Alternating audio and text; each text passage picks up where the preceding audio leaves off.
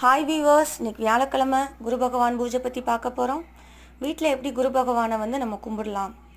நம்ம ஹாலோட நடுப்பகுதியில் 5 முகம் வைத்த விளக்கை மஞ்சள் மலர்களால் அலங்காரம் பண்ணி நெய் விட்டு விளக்கேற்றி அதுக்கு தூபம் காட்டி நம்ம வணங்கணும்.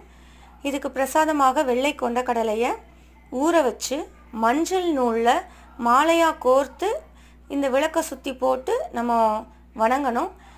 இன்று எனக்கு நேரம் இல்லாத காரணத்தினால் பச்சை கொண்டக்கடலை வச்சுருக்கேன். அதுவும் 27 கொண்டக்கடலை 27 நட்சத்திரங்களுக்கானது.